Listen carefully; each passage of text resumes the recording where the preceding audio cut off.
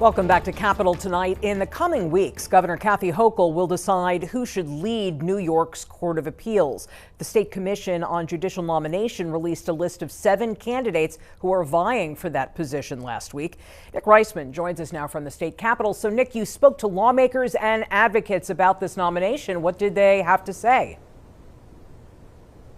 Susan, I'm outside the New York State Senate, where in about 2 months or so, Governor Kathy Hochul's nominee for the top court position in New York State will be up for confirmation. But until she makes that nomination, whoever she picks will be closely scrutinized. Nominations to New York's Court of Appeals do not usually attract the same kind of fanfare or scrutiny that the U.S. Supreme Court pick gets at the federal level.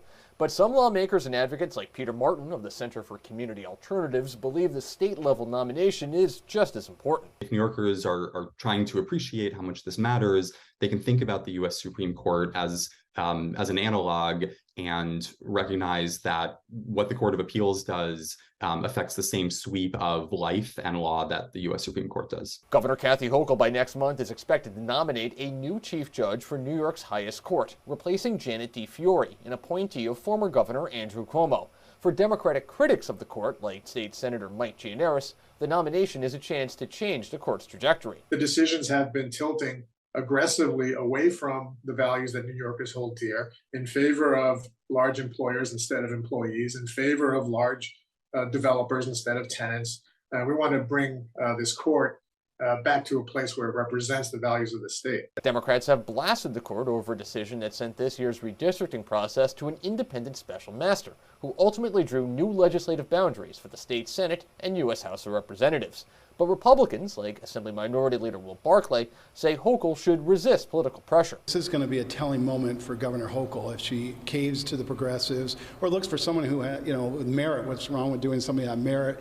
Someone who's well qualified to be a judge and not look at a litmus test, ideological litmus test that she has. Hochul herself says she's looking for someone who is qualified for the Supreme Court. Make us proud. Let the rest of the nation know that we are looking for the caliber of individual that can be tapped for the Supreme Court someday.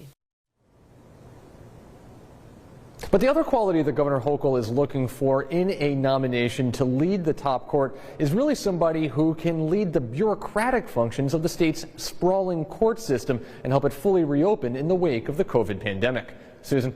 They definitely need to be a good administrator. But Nick, could this nomination also be history-making? Well, of the 7 potential nominees that have been submitted by this Judicial Nominating Commission, there would be several history-making nominees who are contained in there. You know, there is someone who is the head of the Legal Aid Society here in New York. There's already a sitting judge on the Court of Appeals who would also be up for that nomination as well. And then there's also an administrative law judge in New York, Edwina Robinson Mendelson, who would also be a history-making pick because she would be the first black woman who would be nominated to the state's Court of Appeals and to become the next Chief Judge of New York. Nick Reisman reporting. Thank you for that.